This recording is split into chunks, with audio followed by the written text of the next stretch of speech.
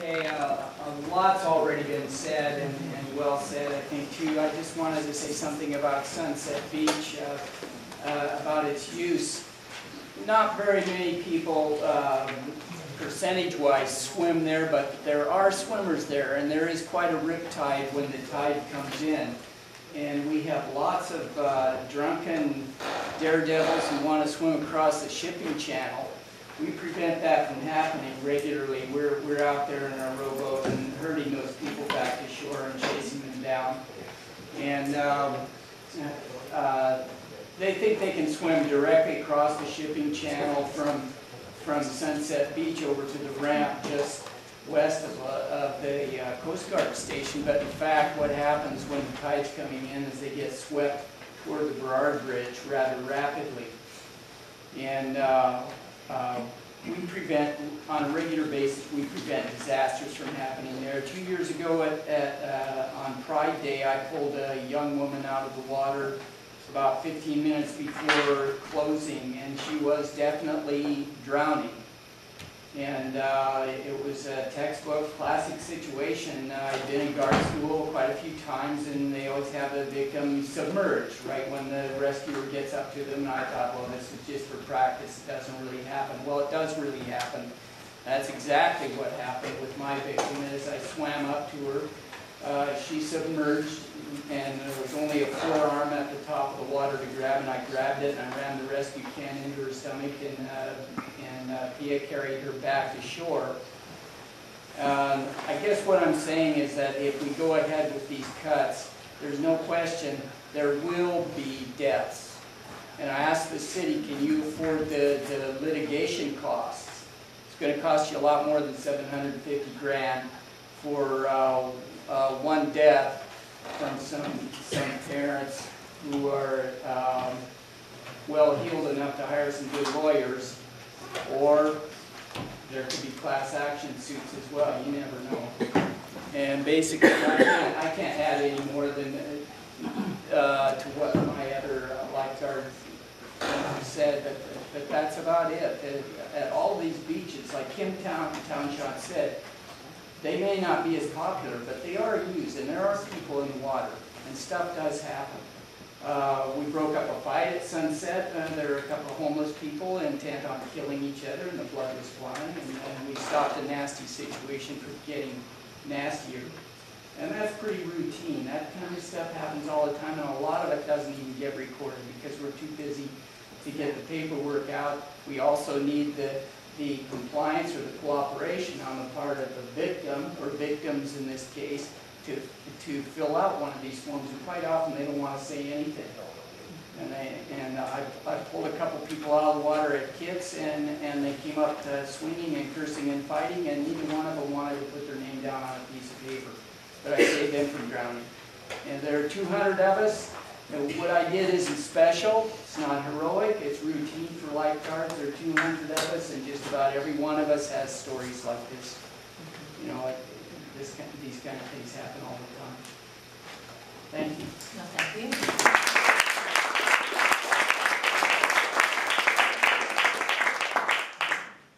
All right. James Jones. Welcome. James Talamaji, just jumped. Madam Chair and esteemed commissioners, thank you for letting me speak. I'm an old lifeguard.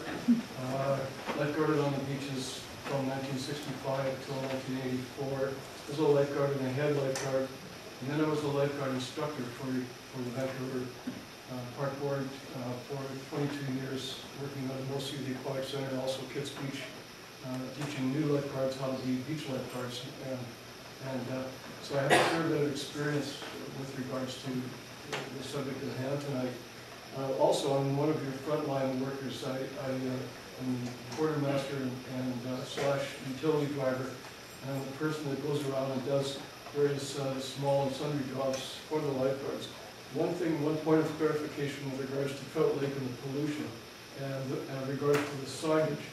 I have to say that just to correct the speaker before who mentioned that there was only a sign up close to the lifeguard station regarding the fact that you have a call phone problem at that location. That's not quite true, because I myself banged in a number of signs along the north side of Trout Lake, right at the water's edge, and put yellow caution tape there. And then again, right at the water's edge, actually in the water, with yellow caution tape at the beach end at the beginning of the season, just to inform the public of the problem. And the lifeguard that was there in attendance all summer did heroic duty. There were lots of people coming down, and I think part of the problem was they're new to the country and didn't speak the language too well. They didn't really recognize the problem. He was forever pulling small kids out of the water. Also a lot. Every day I would go to deliver supplies there. He'd be down there doing some really good PR work and keeping the kids out of the lake. That's just to speak to Trout Lake's problem. Lifeguards, your lifeguards, actually, there are not very many of them who wear the uniform because they think it's a really hot job or they look good in red. It's not like that at all. You get one about every 10 years, and they don't last very long. You usually give them the boot. Your lifeguards are there because they're dedicated to preserving life on this planet, specifically in and around the water. Yeah, exactly. It's not a very much situation. Lifeguards are very humble people, and they're there just to help the public, and that's their whole focus. And we've trained them to be ultra preventative. We also train them, for example, you're mentioning that in the charter that lifeguards have the power of a police constable. Did you know that Joe Fortes was given a revolver when he became the first lifeguard in the city, and he put it away in his desk drawer and never once pulled it out? Didn't have to. He was a really good, persuasive person who focused mostly on the water. Lifeguards have we've taught them a technique called verbal judo, and they have become experts at being able to diffuse situations, really nasty situations with the public. We've had several incidents in the last couple of years with people high on drugs, taking swings at lifeguards. The police are not always there. They're definitely backup for the lifeguards, but they're not always there when they need it. And lifeguards intervene in a timely fashion to deal with everything from dogs off leash to footballs flying around in a picnic situation and that kind of thing all the time. It's just part and parcel of the service. And for myself, when I was head lifeguard at Trout Lake, there were so many new people, immigrants swimming there, that we were making a dozen pull-outs a day. The place was crowded. It doesn't get quite that busy there now. But it got so bad that we instituted our own swimming program. And on my breaks, instead of going up and having a bite to eat, I would take 5 or 6 kids, teach them how to float first, and eventually, because they all wanted to go to the raft, over the course of the summer, we managed to teach 50 kids to swim the first year I was there, another 50 the second year, and another 50 the third year I was there. And that dropped our rescue rate down dramatically. It was just something, my other guards volunteered, we all took turns, and we established a really good liaison with the local people around the neighborhood. We had a party for the kids, great beverage, gave us pop and chips and stuff, and a party for the kids and so on. So lifeguards do perform other duties that are quite valuable to you, besides the rescue thing. Another example, when I was at Locarno Beach, and this will be my last example, just to give you another example. On a rainy day with whitecaps, nobody on the beach at all, I was there by myself. I just had a notion, there was something going on, sorry. Got the binoculars out, and I saw about 500 meters offshore, out near the freighters, an overturned sailboat. Didn't recognize it as a sailboat initially, but I saw it was a boat, and there was a guy clinging to it. So I jumped in the boat, called Spanish Banks for backup, and said, I'm going to go out and see what's going on. Keep an eye on my beach. I got out there, and there was a man who was moderately hypothermic. He was shivering, really ataxic, just stiff. And he said he was able to hang on for maybe a couple more minutes and he would have drowned. Turned out he was a UBC professor, and he offered to pay for my tuition that year at school. Which I declined, of course, and said, I'm just doing my job, sir, and I'm glad to be of service, And that's really the essence of what lifeguards do day in and day out, and it hasn't changed from my time to theirs now. And thank you for your kind attention.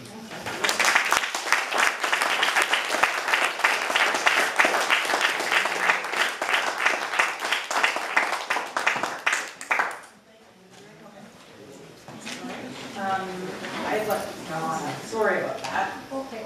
And Allison. I'm glad everybody else has. Andrea Nicholson. Sorry. See, we've got some names. I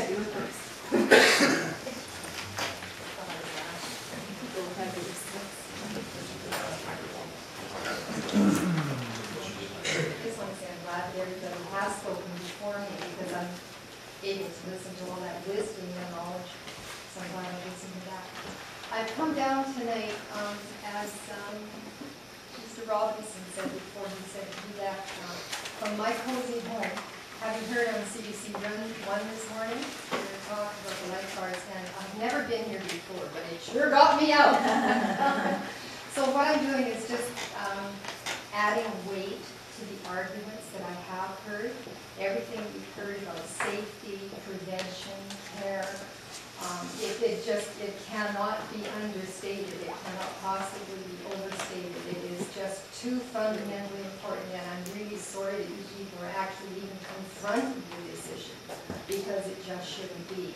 And I hope you fight back really hard in terms of whatever other budgetary concessions you may make. That isn't one. Please don't. I swim regularly during the possible season in Spanish Banks West area, and I'm there daily. I love it. I have gotten caught up in currents. I'm a very weak swimmer. I swim slowly, and I bless the lifeguards. I've never had any need to be rescued or anything. But I know the feeling of you are not an expert as a swimmer with water conditions. Yes, we see the tides coming in. We've got our visibility. We can't always predict exactly the situation of those currents. So the danger is invisible, and I think it would be to any intelligent person. I think that that is always the danger is. The other thing, just before I conclude, that I want to say is the argument of staffing lifeguards on more used beaches rather than least used beaches, I think is a very, very faulty argument. I think the least used beaches are ones where more staffing is probably needed for different reasons. I mean, people have touched just because they don't want to go into it, the dark side of what can happen. Those lifeguards are up high. They're there for a good reason. They can see. People know that they're being seen. So this is a very good reason. Prevention is a huge reason. I really appreciate it. So now I'm going to just use 15 more seconds. What I want to say is that I hope you do decide actually to really take this by the grip and change it. You want more blessing on the lifeguards. You want them to be praised. You want them to be appreciated. You want more of them around in every beach. The other thing is, I'm a retired psychologist. The fact of them being in reasonably close proximity to each other along whatever, Jericho or Carno, I keep forgetting the order that we're going, and then we get into Spanish Banks. They can see and communicate with each other, of course, and we know all of the training that they have in them. So I would say more, not less. And thanks a lot for listening. Thank you.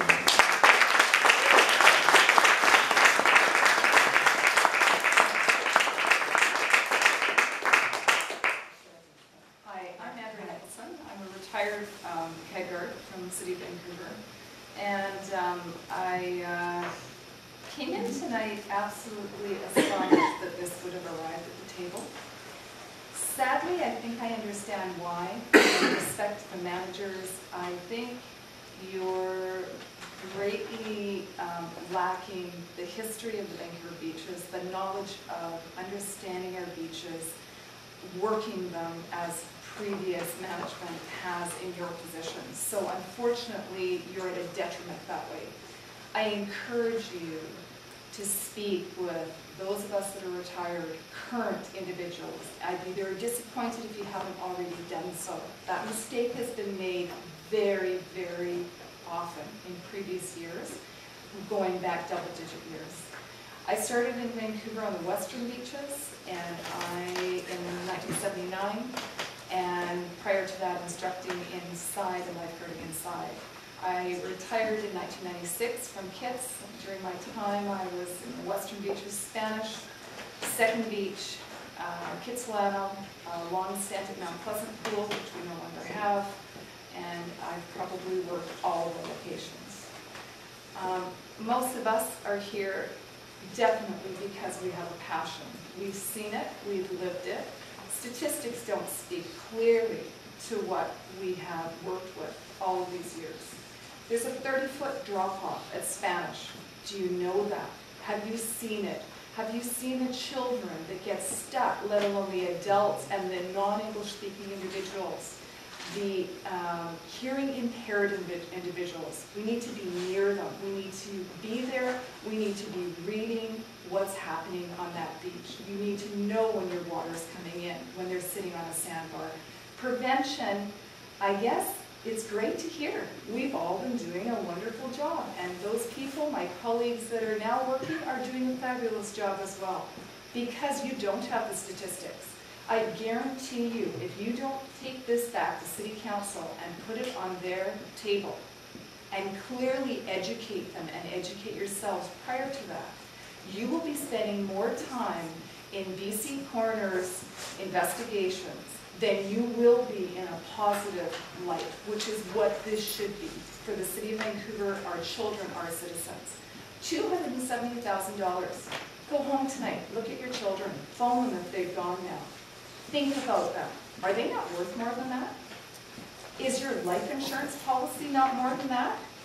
I see managers that probably have no background in the City of Vancouver. You have no history here. It shouldn't matter. This is life and death. You are making a decision that will eventually result in that. And I guarantee you, as everyone you've heard before us, professionals, my colleagues, my previous colleagues, there's going to be a death. It is just unexcusable that it would have got to this state.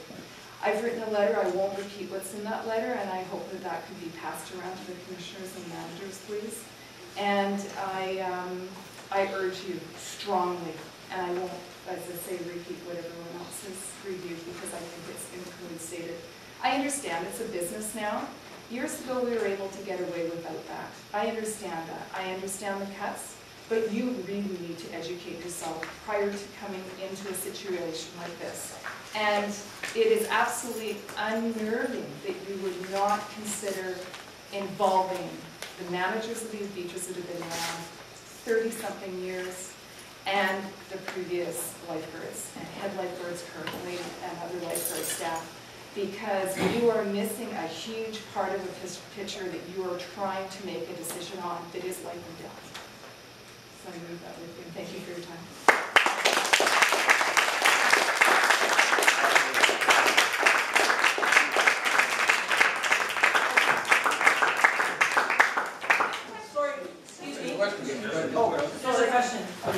Sorry. I have a question for Andrew. I did read your letter and I received it, and I believe you sent it to John and Constance as well, Commissioner Barnes and Commissioner Cooper as well. Something that hasn't been discussed tonight that I'd like to ask you about, and you talked about lifeguards in your letter, is, of course, we're concerned about public safety, we're concerned about the citizens of Vancouver, but I was hoping you could maybe tell me what you think that this is going to do to staff morale among the lifeguards if there are cuts. Will this affect staff morale? Definitely. It's very hard to put that actually in words, but on the western beaches, we move. We move with the tides, we read the tides, we read our public, we read our shallow water swimmers, we read our deep water swimmers, and we follow it. We read each other. In fact, actually, some of us that have been retired so long, we still get together a couple of times a year, we still read each other.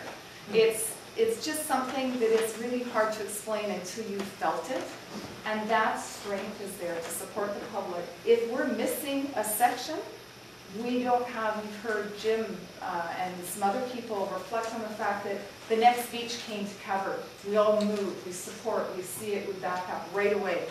Have you ever tried to get down on the beaches? We used to cycle because it was too difficult. Have you ever tried to get an ambulance from one end at Locarno to Spanish Extension or Spanish East? Good luck, it's impossible. I mean, we've dealt with anything along there, and to your question, it would be a great disadvantage because there would be, there just wouldn't be that working and that togetherness because it would be disjointed with things flush like that, where you're missing a section.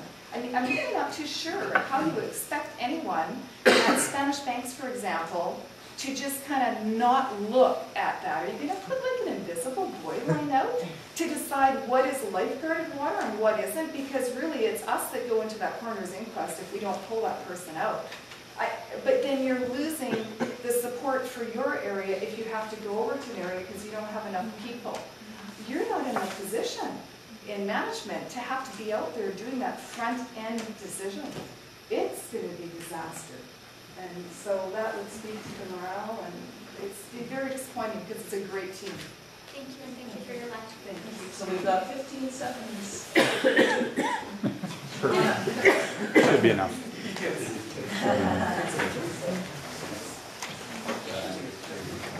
I guess, Do you want us to tell us who you are?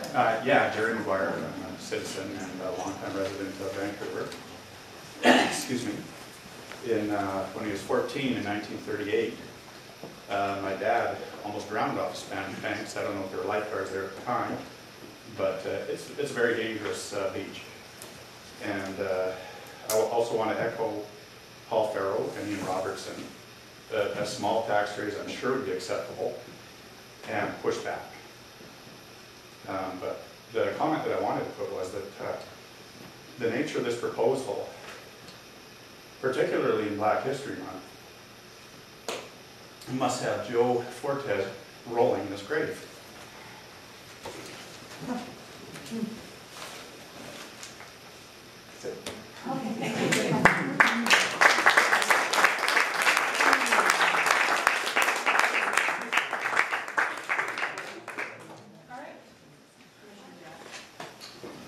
Thank you, Madam Chair. I guess before I start into